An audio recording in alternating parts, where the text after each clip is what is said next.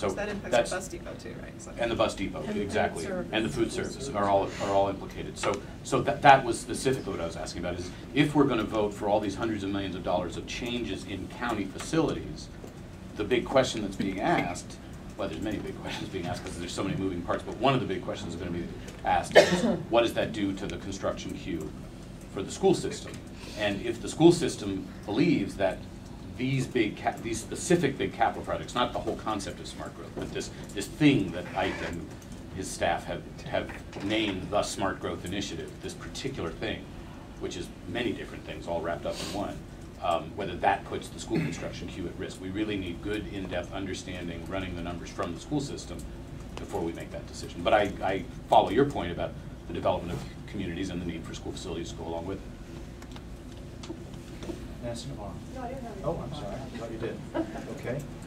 I know you want to move on, but George, I mean, we do have concerns. I mean, and we will be perfectly happy to share. You know, we have huge concerns about, because nobody wants our bus depot anywhere near them. I mean, really, nobody wants it. And our food service, and our food service facility is paid for, and how can it compete against school construction? I mean, exactly. You're going to pay for a new food service plant somewhere for us, and you're going to put our bus depot where nobody wants it.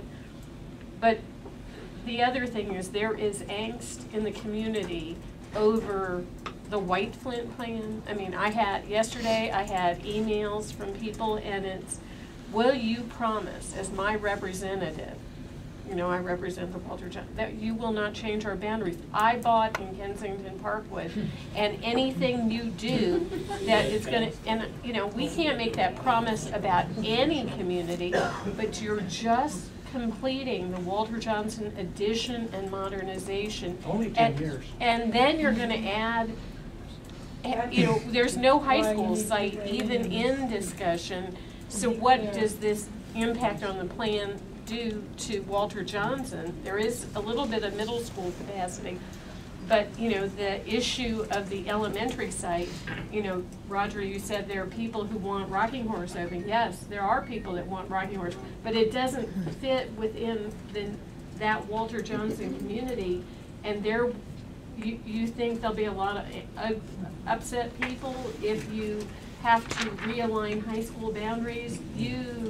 The BCC Whitman thing will be just a minor history moment in comparison with realigning that Walter Johnson cluster. And you have to realize, I mean, our staff did propose some sites. For whatever reason, the planning board ignored it, and their plan is Rocking Horse. And ultimately, we have to make a decision about what's in the best interest of kids. Where do you put our international student office that is heavily used at Rocking Horse? I mean, as Jerry said, that community, we may need that school site or a school at some point, but we have needs. And, you know, I mean, our facility issues are really serious. Let me, all right, Mike. No, go ahead. I agree, and I think that George has raised this before, Maryland used to raise it, but I think there needs to be a linkage there for people to understand though. You're right, we don't have to redraw boundaries, you don't have to redraw boundaries, but that means it's going to cost people more money. And there's a direct linkage that if you don't want your boundary to change, but there's capacity in your cluster, that means we have to build something somewhere else to make sure there's room other places, because we can't use that capacity, because you don't want that line redrawn. And so it's important for us to make sure that people understand the linkages of the decisions of what they're saying, because we like to have those two things divorced from one another. I pay to be here. Well, no, you're paying for an entire system. And so I agree with you, but I think it's important for us, especially in difficult economic times, to make sure that people understand the choices that they're making. Yeah. The nice thing about it, though, right now, Mike, is that we're full everywhere. So you know, you're not going to get that. It isn't like we can move anybody anywhere because we're full. Well, these are 30-year off. Well, yeah. First of all, I mean, we're hearing from all the same constituents. We're hearing all the same issues. They're coming to see all of us too. So we're all aware of it. And I've just put on the table an option that might address the issue of elementary school capacity in the White Flint sector plan, so I won't forget about it. I certainly will continue to discuss it when it comes before the council. I understand that may not deal with the issue of capacity at WJ. I have nothing but sympathy for the poor, oppressed people of North Bethesda. I know how difficult life is when your kid gets to attend with WJ, which is maybe the best high school in the United States. You know, when the parents came to talk to me about WJ, they said the last thing in the world we would want would be for our kids to join the Down County Consortium, which, you know, my son just entered.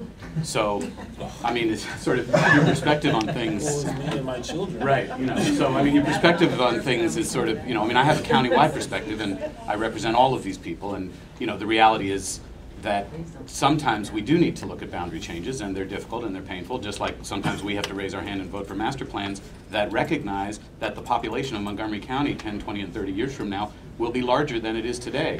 And if we're going to protect the ag reserve, and if we don't want people traveling in from Frederick and Hagerstown in Pennsylvania to get to work here at NIH, et cetera, we are going to have to densify in the urban core and at metro stations. So we're trying to balance all these things. I mean, you know, there's this idea that we're somehow allowing these children to be born and to move into Montgomery County, and the alternative is if we don't allow them to move into Montgomery County, they'll still be born and their parents will still need to work, but they'll move even further and further and further away, creating a development pattern that we don't want and that won't benefit any of us, and that we won't be able to afford with the price of oil, plus the price of housing. If we don't build more housing in Montgomery County, what's that going to do to the price of existing housing stuff? So we're weighing all of these issues. And we do need a White Flint sector plan. Yeah. We'll have one. Yeah. And the council will be chock full of master plans this fall, and growth policy and capital budgets. It's all going to come together. Going back to the enrollment issue, I wanted to ask what kind of trends the school system is seeing in special ed enrollment. It's staying fairly stable. And it isn't growing at the rate that it's growing about the same rate. It's not growing greater than the rate. So it's staying pretty stable, staying in that 12% area. And I'm very pleased with some of the movements the system has been making academically towards bringing all of the special populations up to college ready. And I think there's certainly more room to do that. And but I really am pleased with things like suspension rates going down. We've kind of cut those in half. Not only for all the special population, but the minority groups. We've done that in the last couple of years. That means we're holding more kids in school.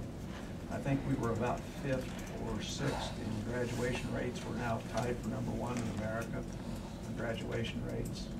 We'll be putting out our advanced placement results, and the state will be putting out theirs. And there's no doubt if our results are what I think they're going to be, the state's going to again be #1 in the country. There was a report out yesterday about 200,000 students that were studied nationwide. That's the way to go. Not SAT, not ACT, but advanced placement. That correlates into college graduation at a much higher rate than those two. They're more predictive of the first year of school, not the overall graduation. So we're working in all these areas and with all special populations, ESOL, poor, special education, gifted and talented, to try to provide them the differentiated type of instruction that has high expectations and will produce a child that is, when they graduate, high skilled, ready to go on to that next level. And our biggest problem is giving support to our classroom teachers at a scalable level that will help them cut down on the variability between programs or between schools or between areas. And we're really trying to figure that out at a time we don't have any money, because we have been doing that with human beings. And as we have moved from our 7 keys of being able to have some predictability along the value